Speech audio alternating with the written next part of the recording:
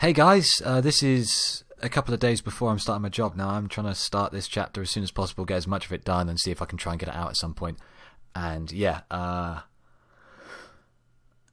Chapter 10 of the Asylum. This is blind territory for me now. I have absolutely no idea what's going to happen. So, fingers crossed, wish me luck. Hopefully I'll be able to come out okay on the end of this. Right.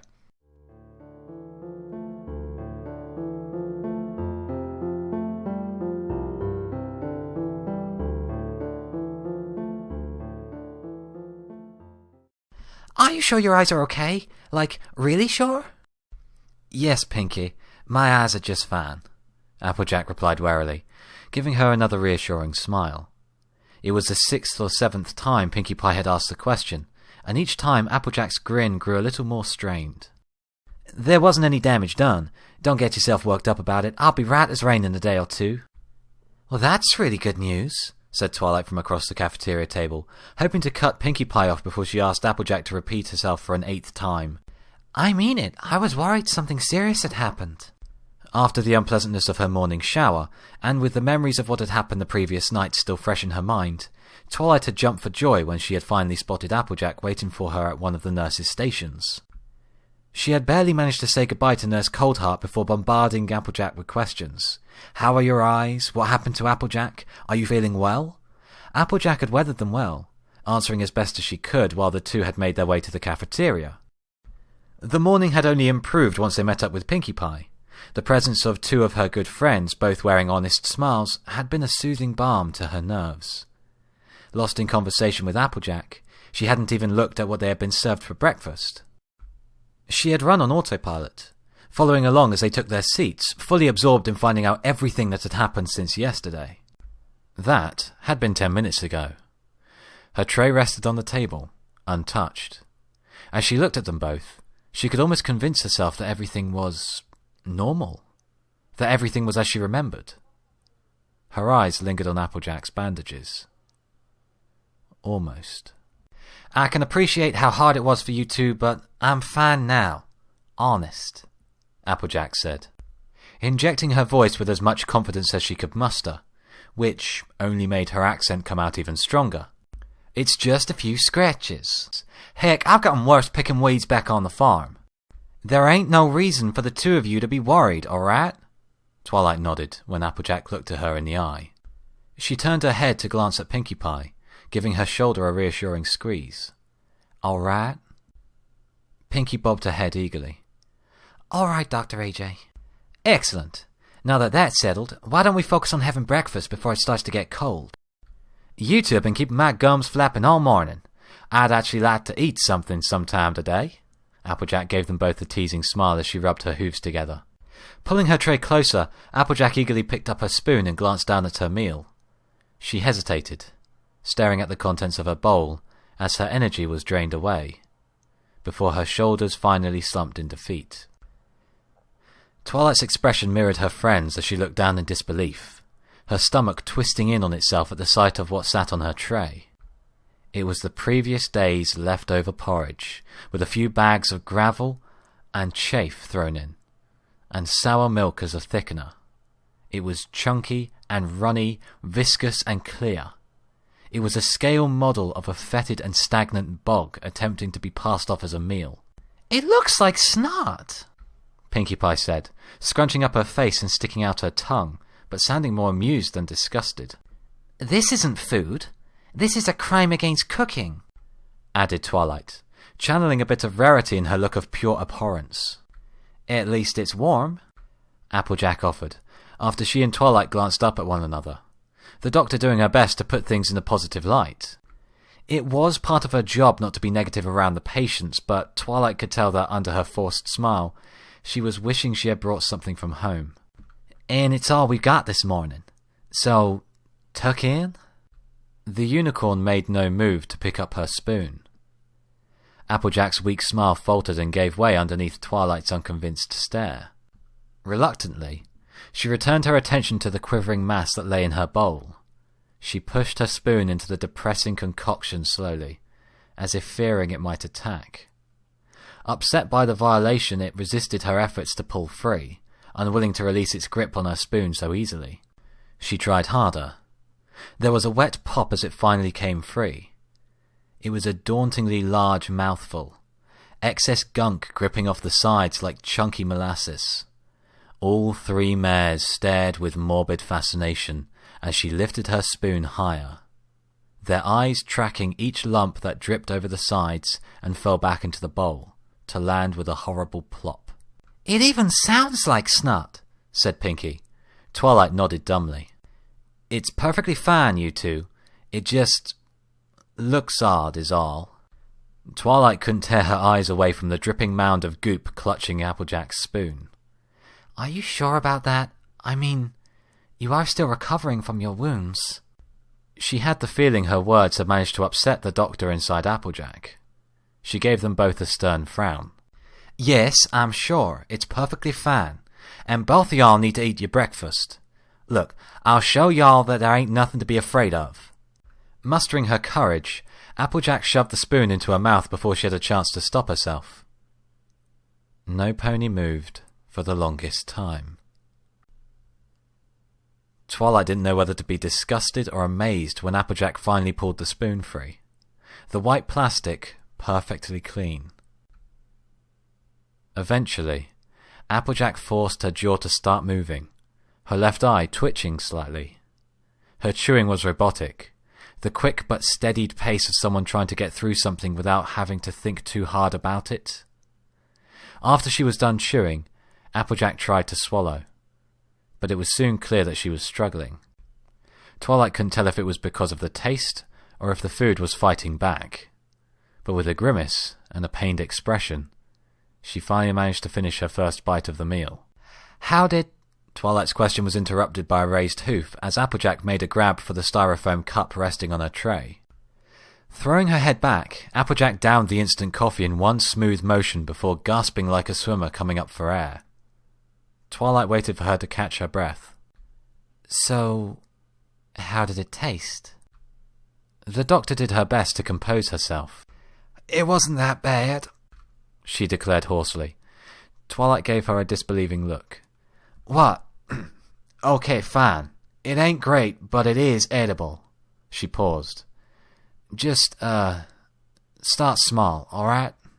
Her friend's words did little to assuage her concerns about what she was supposed to be willing to put in her mouth. Twilight shifted her eyes between Applejack and the lumpy mess before digging in with her spoon. "I need the energy if I want to keep going today," she told herself as she pushed the spoon past her lips. She regretted it instantly. She would have never imagined that it could have topped yesterday's dinner, but Broadhoof's cafeteria workers had managed to really outdo themselves. What was placed upon her tongue was both tasteless and disgusting.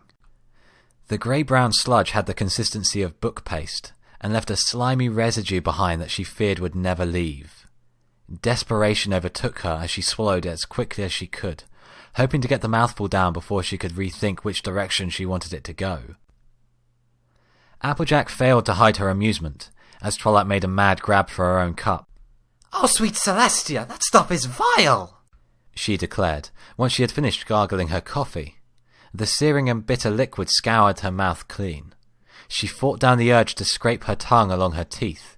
She turned her narrowed eyes to Applejack. You said it wasn't that bad." Applejack tried to look apologetic. "Well, you do really need to eat something, what with all your medication and all. It's my job to look after your health, Twi, and would you have really eaten anything if I told you how bad it was?" She glared at her friend, but her anger quickly fizzled away. "Well, I can't be that upset with you. Not after making you try it first," she admitted with a smile that Applejack happily returned. "Still, this is probably the worst thing I've ever eaten in my entire life." "Oh, it ain't nothing. When I was a little filly, Big Mac once got me to eat a slice of dirt pie." Twilight nearly choked. Wait, what? How did he get you to do that?" "We was playing Truth or Dare, and he said I'd be a chicken if I didn't, so I ate the whole thing. Worms and all, just to prove that big galoot wrong." "I don't think I've ever met a more stubborn group of ponies in my entire life than your family," declared Twilight with a grin. There was an odd look on Applejack's face, but it vanished when she chuckled. Yeah, well, it was all worth it when I got 'em back later. And this," she gestured to their bowls, "is not that bad. It's just a little overcooked. Or undercooked. Or both, I don't know. But it's not that terrible. Once you get over the shock of the first bite." You can't be serious. This is probably the worst thing to ever come out of that kitchen that didn't end up killing some pony. Okay, I'll admit, it ain't exactly restaurant-quality grub. But it ain't gonna make you sick. It's just barley oats, I think. And you really do need to eat. I have serious doubts that this is going to be better for my health than going hungry. Twilight, Applejack said her name slowly, her tone becoming more serious. All kidding aside, your medication will give you an upset stomach if you don't get some food in you. The unicorn exhaled. Fine. She quickly swallowed another small spoonful, giving Applejack an exaggerated grimace. There, see? I'm eating. I'm just taking my time, giving my body a chance to accumulate itself to this sludge. And you call me stubborn, said Applejack. Her eye roll was equally exaggerated as she forced herself to swallow some more of her own breakfast in turn. She coughed. You know, I'm starting to look back on that dirt pie a little bit more fondly. Twilight laughed.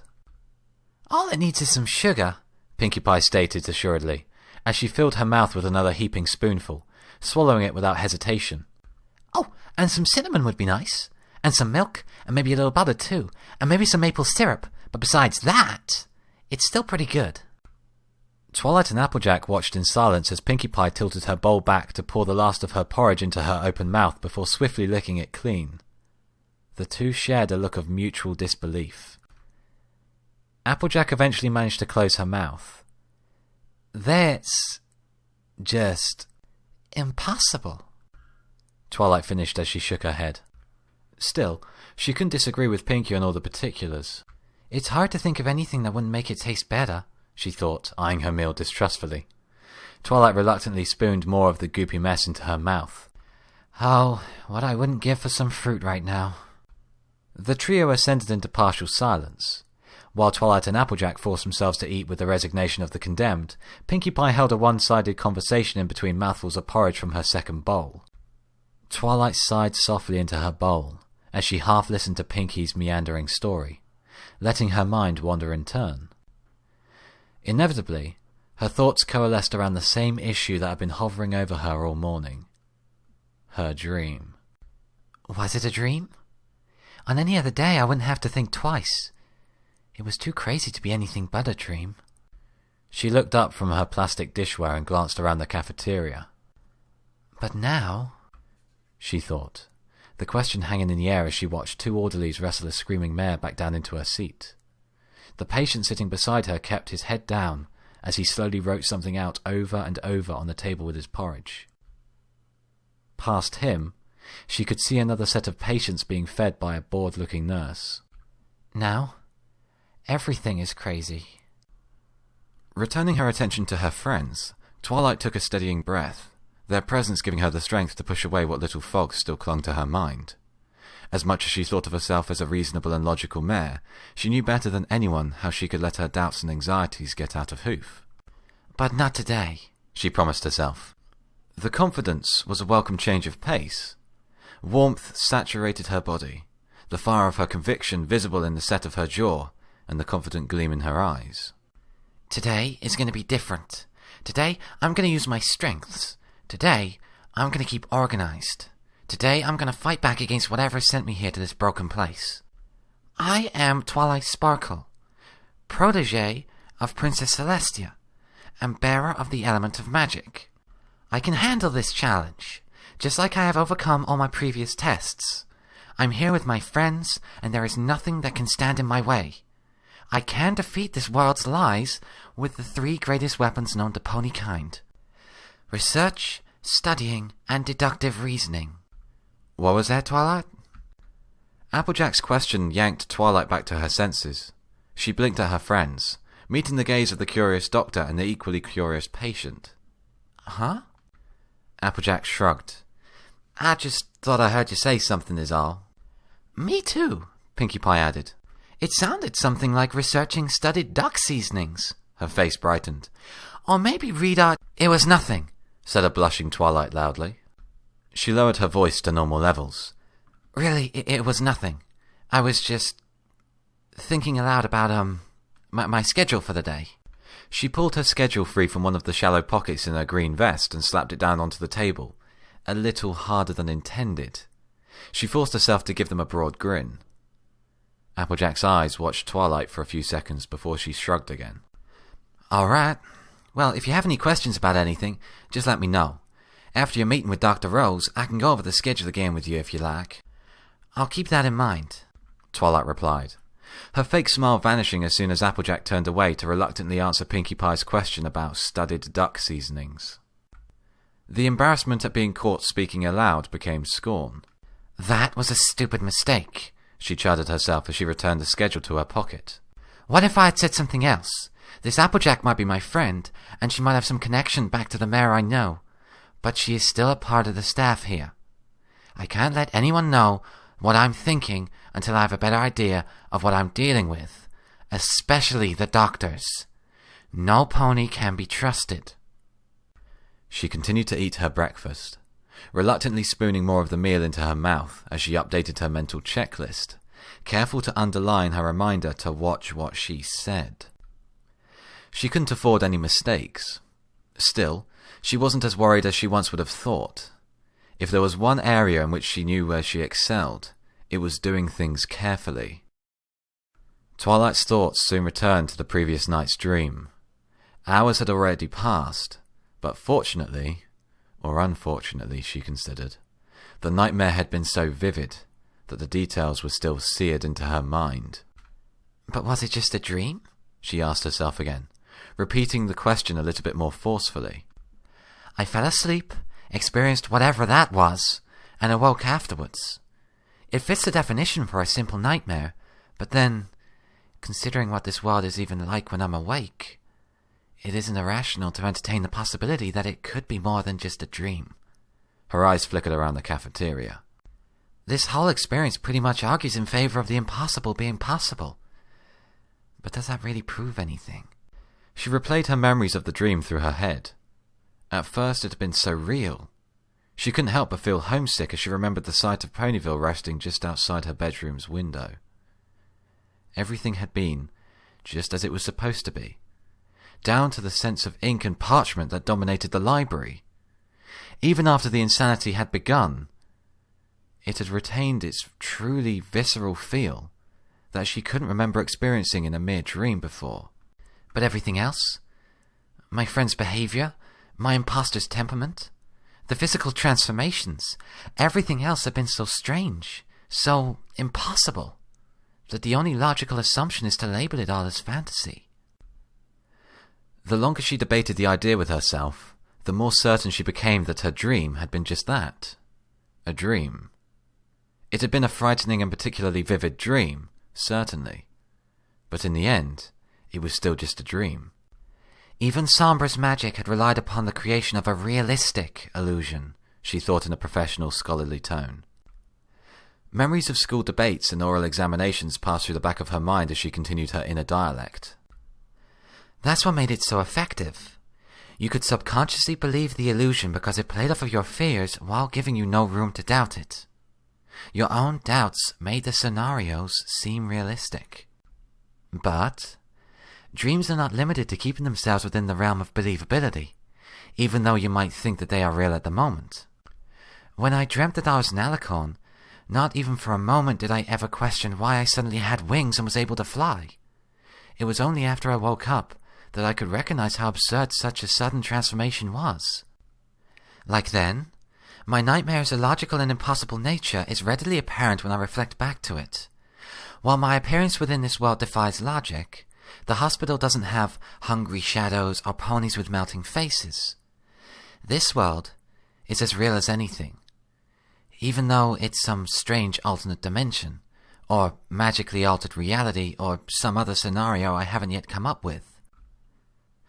But last night's affair was just a dream, and that's that, Twilight thought, with a final nod considering the matter settled.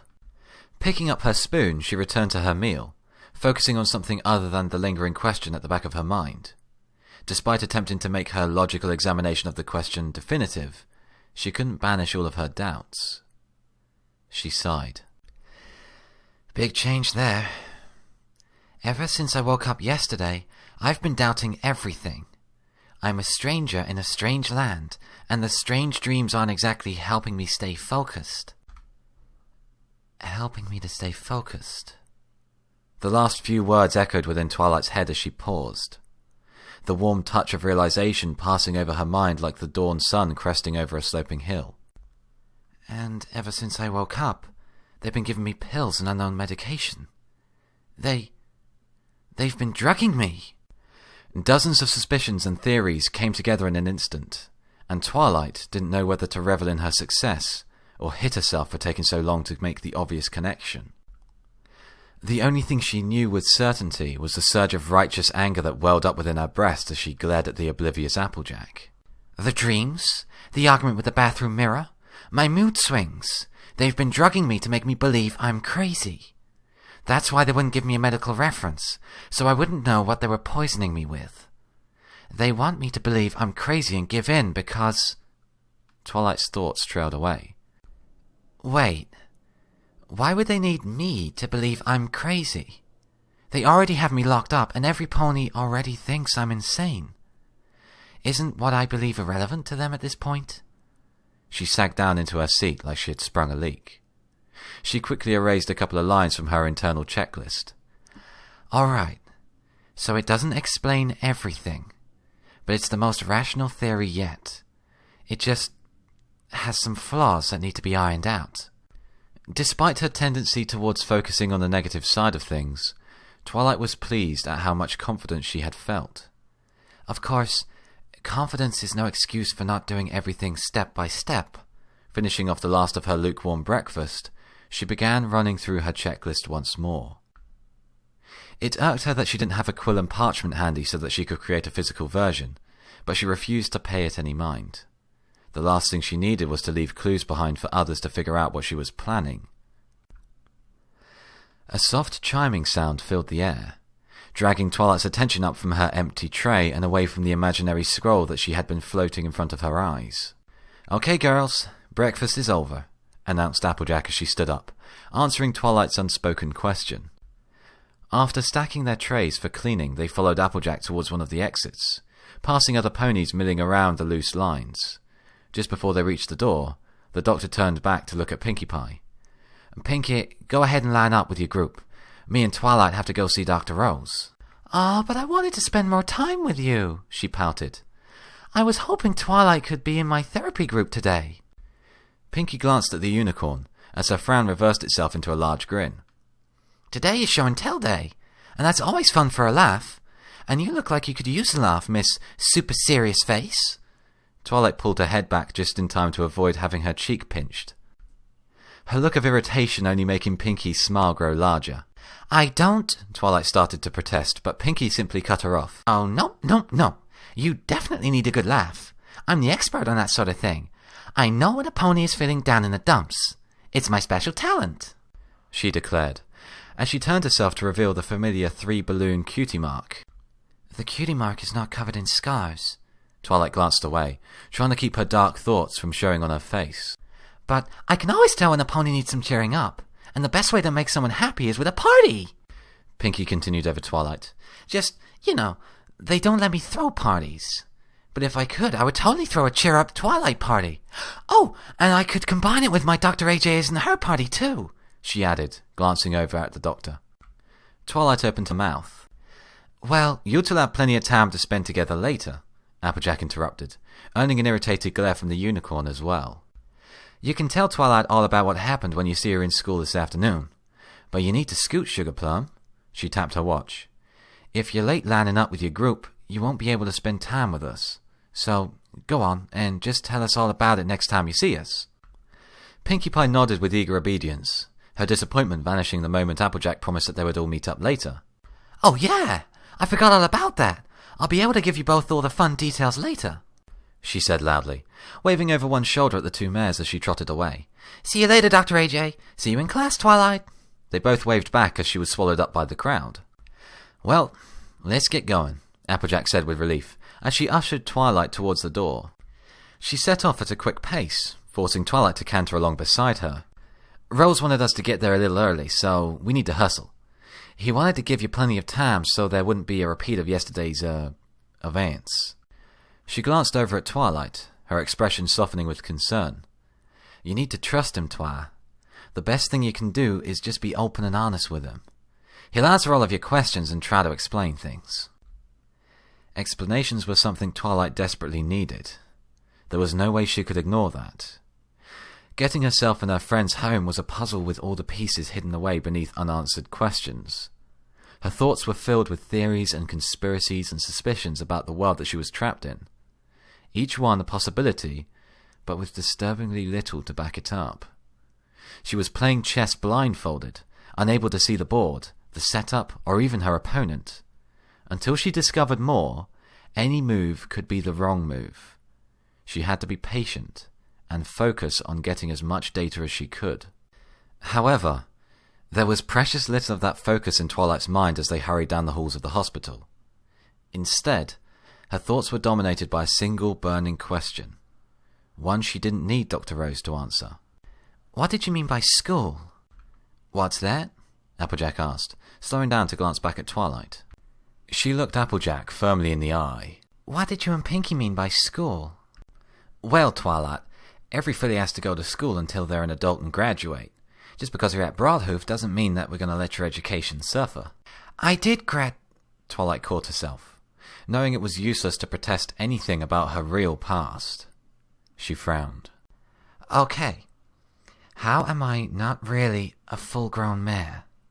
You're supposedly old enough to have completed med school and begun working in a hospital. How am I still supposed to be taking classes?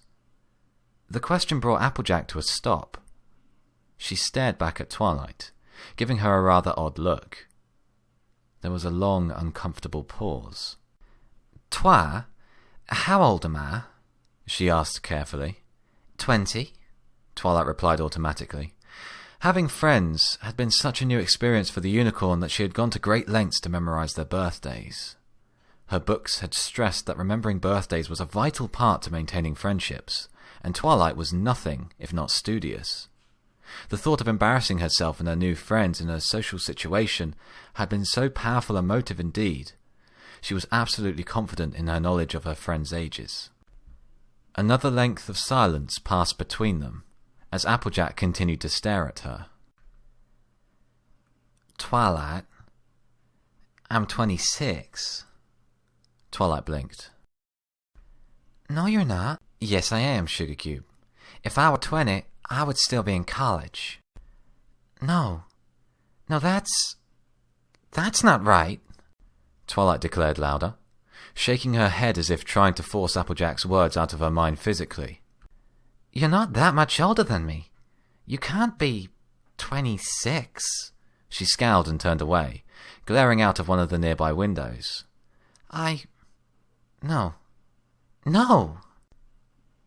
The long hallway began to close in around them, slowly crushed beneath the oppressive quiet that hung in the air. She ignored Applejack, keeping her eyes locked on the tree outside. She knew it wasn't that important. It was a small detail from a broken world.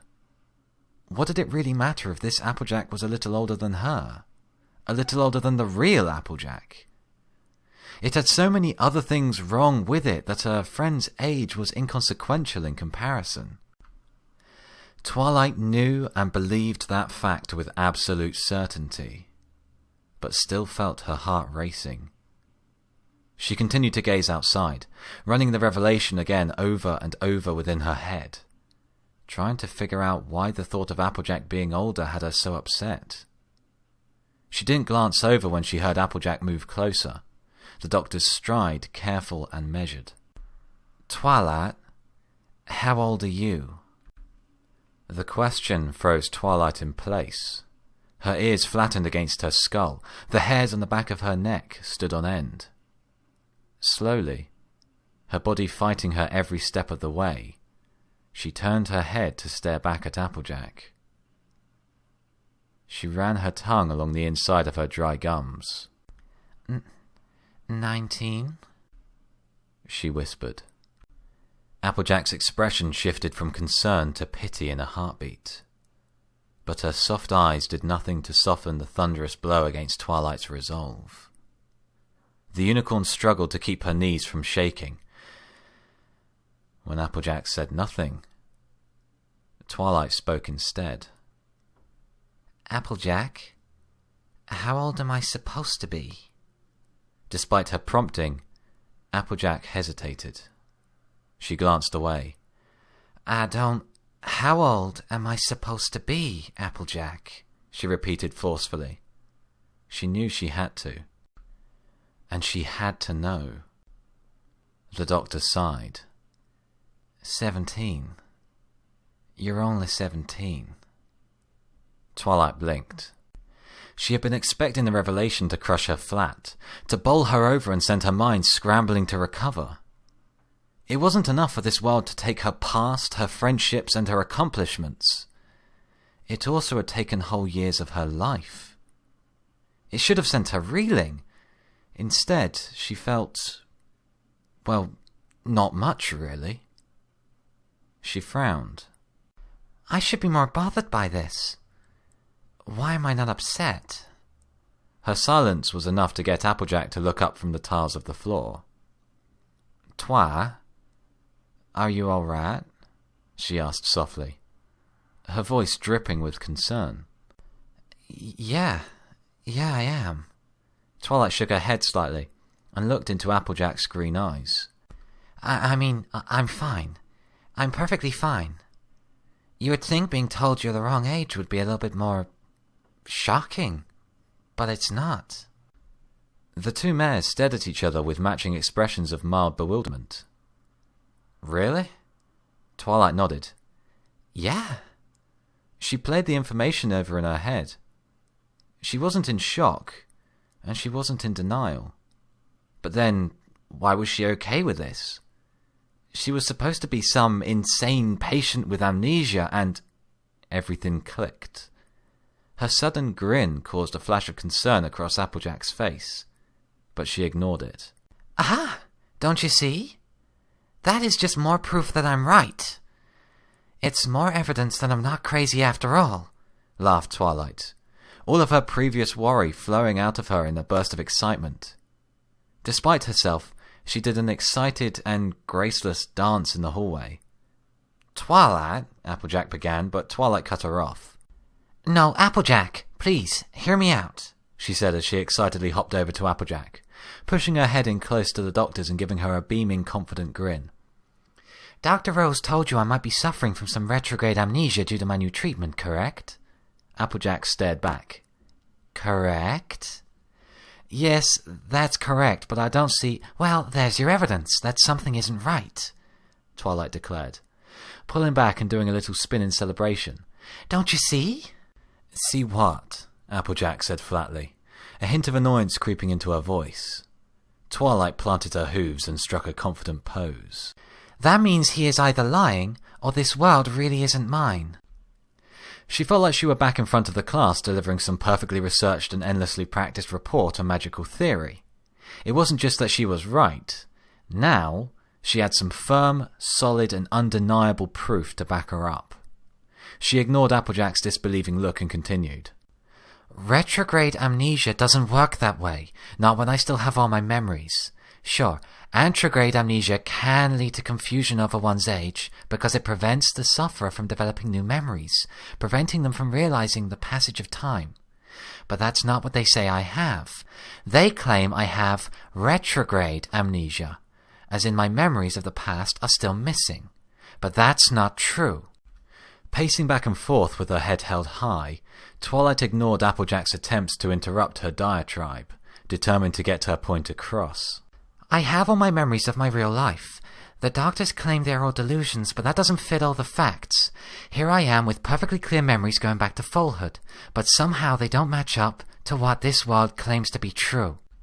More importantly, somehow my delusions include 2 extra full years of a life which I supposedly didn't live.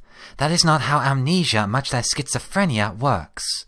Neither of those illnesses would result in me crafting a full fantasy past for myself that is longer than my real life. Amnesia takes memories away, leaving nothing but gaps.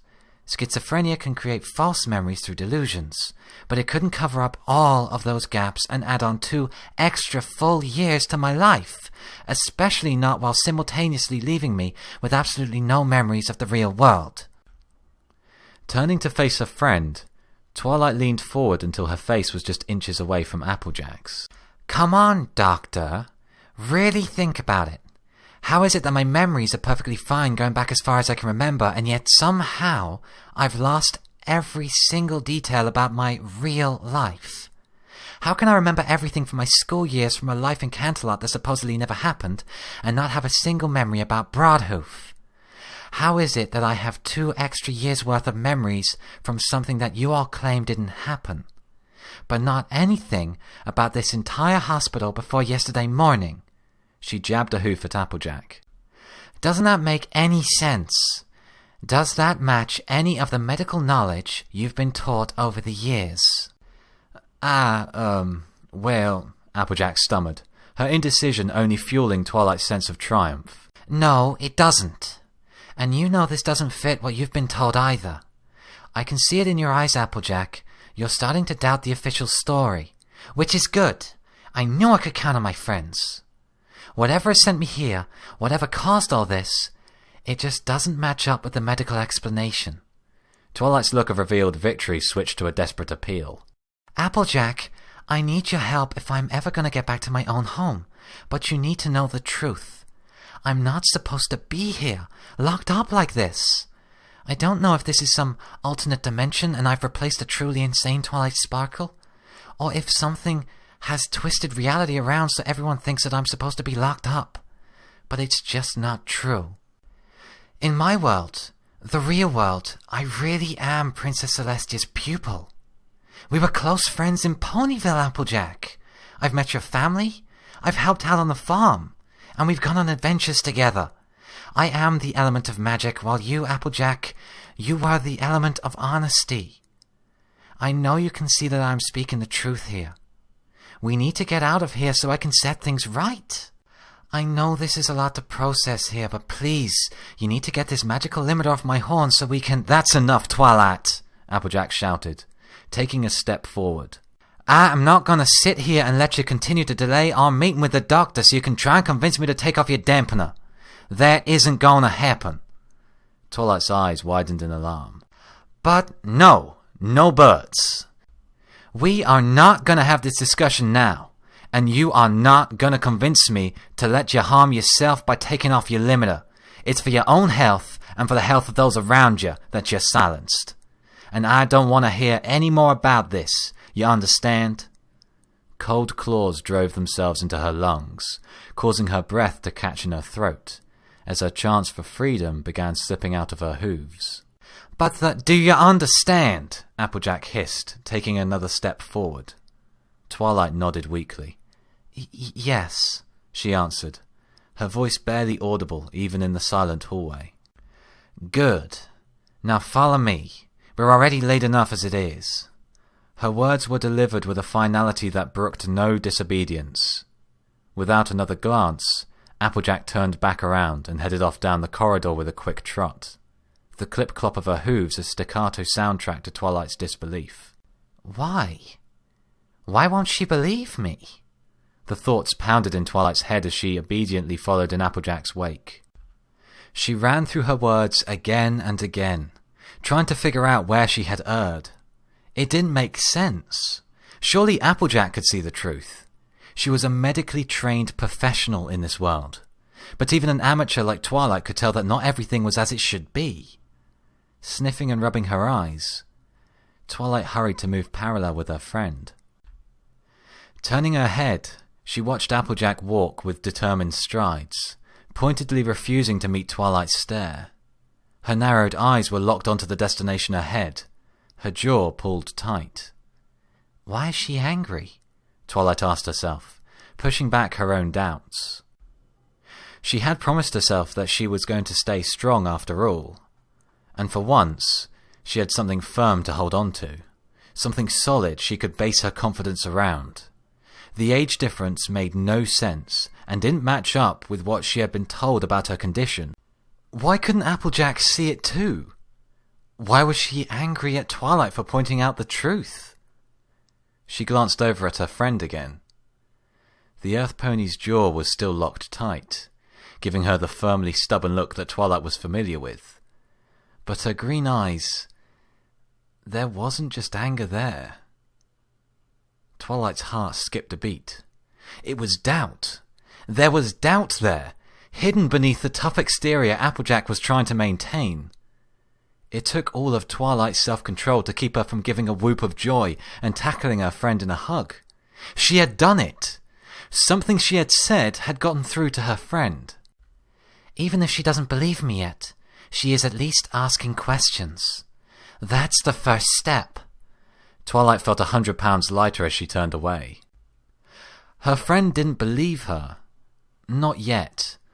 But at least something she had said had struck a chord within Applejack. It was just a starting point, but for Twilight, it felt as if she had already won. After so long spent suffering through self-doubt and fear, she was finally making progress. The more she learned, the more knowledge she obtained, the greater her chances of making her way home. They didn't speak for the rest of the journey, each mare lost in her own thoughts. Thankfully, it didn't take long. The thick oak doors announced their arrival as clearly as the gold plaque mounted on the wall. "All right, here we are." Applejack stopped and looked back at her. She opened her mouth to say something, but hesitated. Her jaw snapped shut as she silently turned back to the door and knocked politely. A muffled "Come in" managed to penetrate the thick slabs of wood. Pushing the doors open, Applejack turned to usher Twilight inside, not meeting the unicorn's stare. Twilight didn't mind. She would let Applejack take her time. Besides, she had questions that needed answers. Lifting her head high, Twilight strolled into Dr. Rose's office.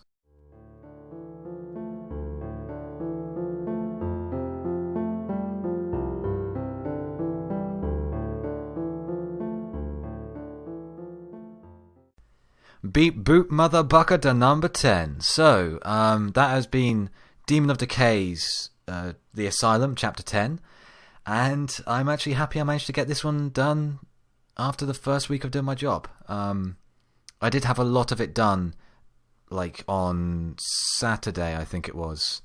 I just tried to blitz through as much as possible, and that really did help. So this has taken not too long to do. It's been quite a nice chapter to do, actually. I ended up having a chat with my younger brother about this, and he thought that nothing happened in this chapter. I told him the premises. He hasn't read this, and he'd said it sounds like it'd be boring, but not at all. It's still interesting me, at least. I have, unfortunately, I have a lot less time to work on these chapters and everything, so instead what I'm doing is I may have to bring these out maybe, I don't know, once every couple of weeks. It may take more than just a couple of weeks to do, though, which is a shame. It really is a shame. But instead what I might end up doing is just maybe bringing you a couple of videos which are easier to do, just so that I can still give you guys content.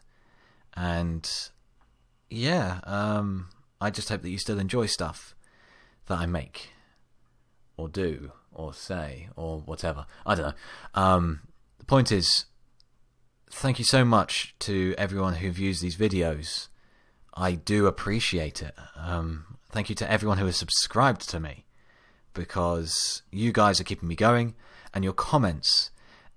If any of you actually look at the way that I do this, whenever I upload a video, I get messages telling me that people have commented, and I immediately go over to them and I comment back, because I love hearing from you guys. I really do.